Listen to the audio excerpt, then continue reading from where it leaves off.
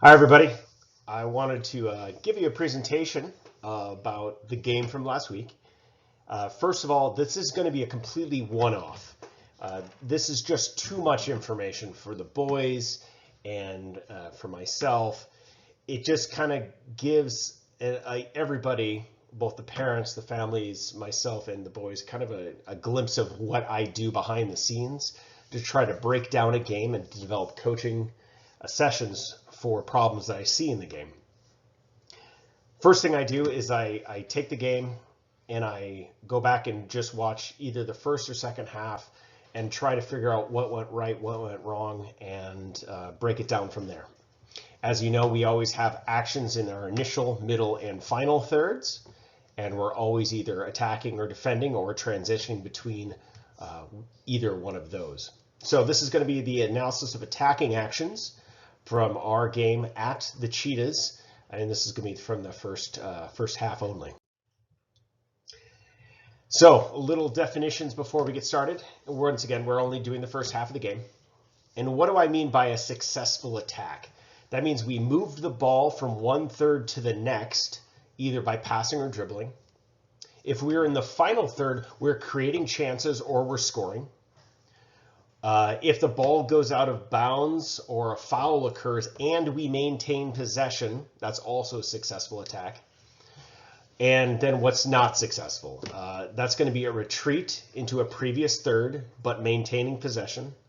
And if we lose possession by any means, if we cause the foul, offsides, or if we kick it out of bounds.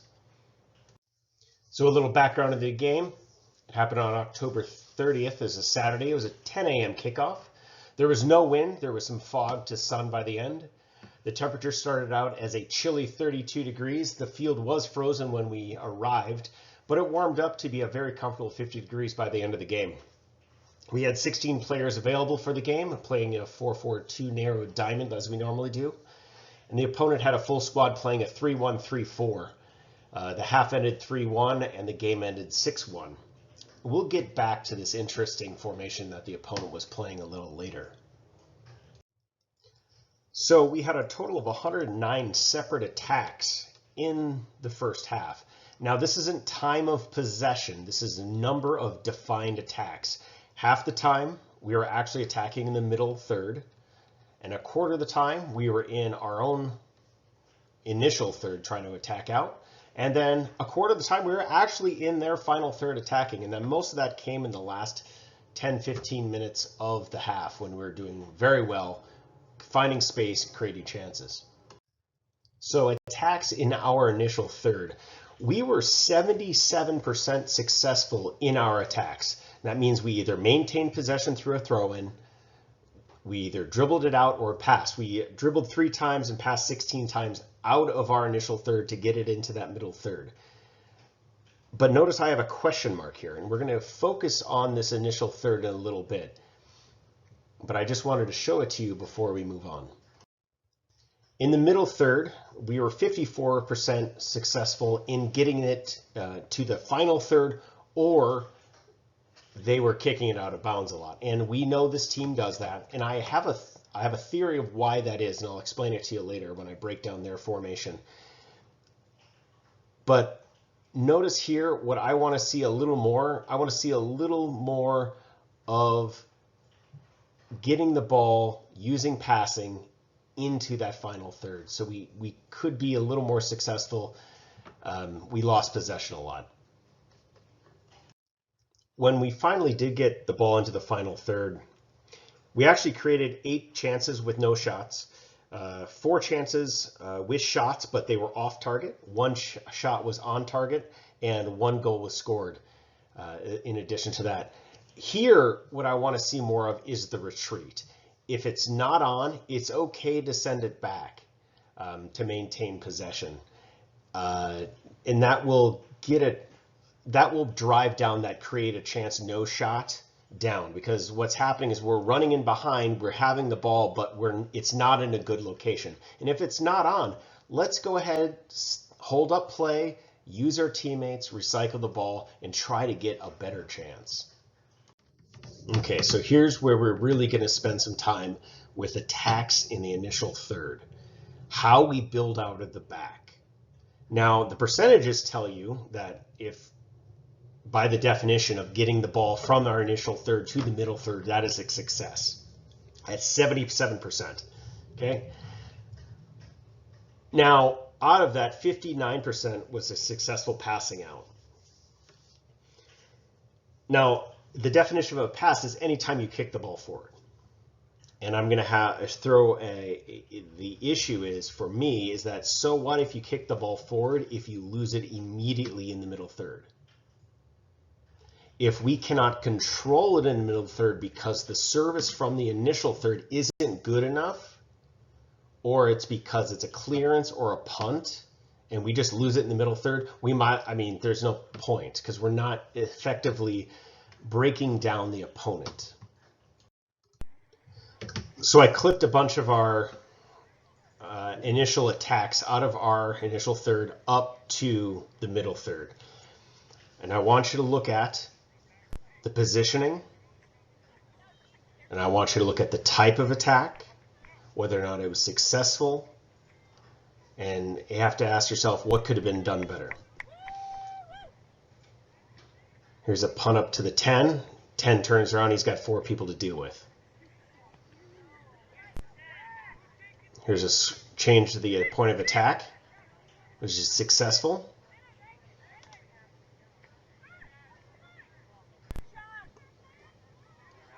And it goes out, but we maintain possession when we continue the attack.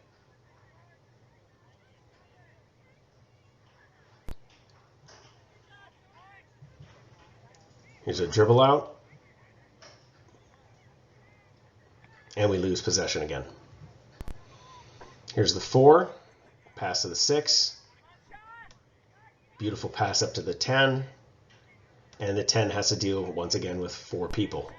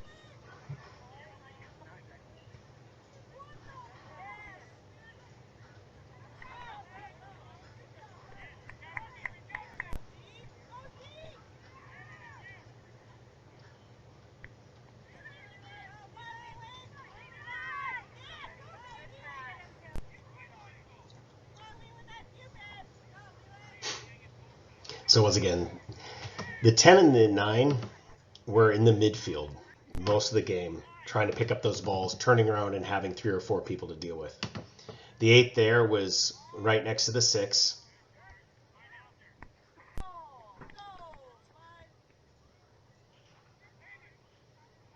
Here the 7 sends it up to the 9, but it doesn't even make midfield.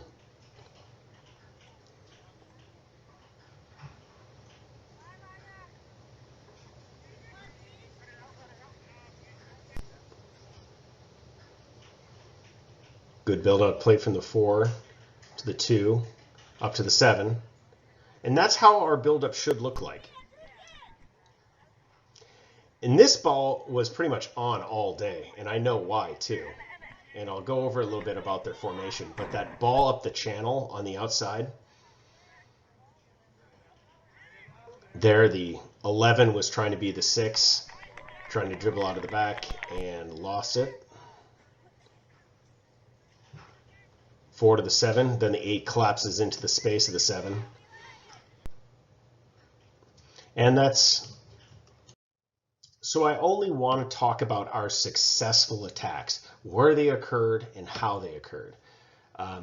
Most of them were long balls forward, clearances or punts. Very little short and mid-range passes.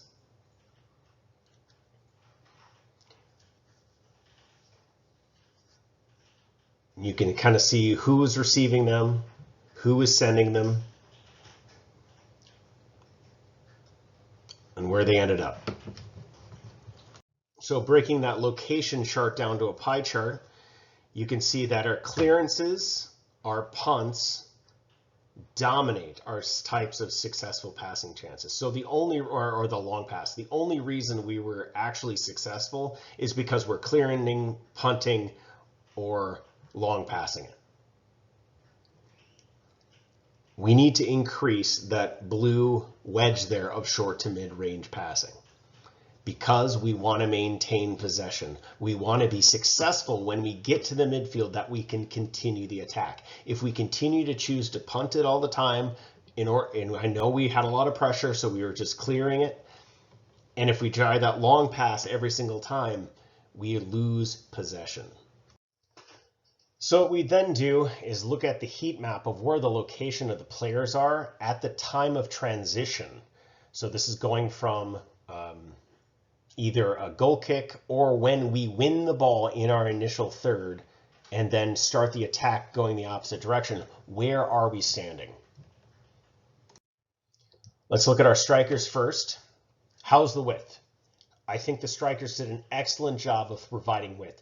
If you were to draw this heat map a couple weeks ago or a couple months ago, everybody would be in that round circle in the middle. So I think the 9 and the 10s this week did an excellent job. I even like how the 9 drifted over to the right occasionally, and I think the 10 needs to do more to drift over to the left, but it's really good. Now, my question to my strikers, where's the back line? Let's move on to the 8, or the attacking center midfielder. Now, the 8, it has a defensive role as well, and that means I can tell when he's down there in the box, that's probably a corner kick or something. So it's great. So they're able to come back, do that defensive work when we were defending heavily. That's great. Also, the attacking role. Where should they be? That's your channel. So whose space are you in occasionally? Most of the time, the 8s did a great job of staying in that center channel, but occasionally you start drifting out doing somebody else's job. And 1-6 out on that left-hand side, and I'll show you why that's an issue. Before I do that, I want to go on to the 6. Defensively, excellent work right there, top of the box, screening all the balls from the 4 and the 5. And then off to the left-hand side there, using overloads with a 3 to win those balls and to get it forward to the 9 and the 10 and the 8.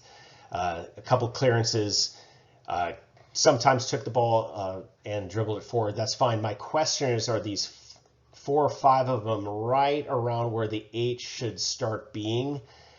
If you're there at the beginning of a transition, already at midfield, we should probably rethink that, because that means the 8's probably not far enough up, or you're taking the 8 spot. Okay, so now the location of the 7 and the 11. Obviously, we're under a lot of pressure, so a lot of the 11s and 7s are going to be on top of the box. That's great. We're getting compact, staying compact. So remember, this is when the initial transition occurs. Now the question is, that's not all the time. So you have the half space that you're in charge of. Are you in your channels? And are you doing your work? Okay. Those boxes is where the 11 and 7 should be. Now, occasionally the 7 should go out for the throw-in. Notice there's 2 throw-ins over here by the 2 that are outside. Yeah, the 7 should be out wide to help the 2 with that throw-in. But that's only 2. That doesn't explain everything else that's going on. And in the center, we have a great 6 and great 8s. There's no reason for the 7 and the 11 to start the initial attack in that center channel like that.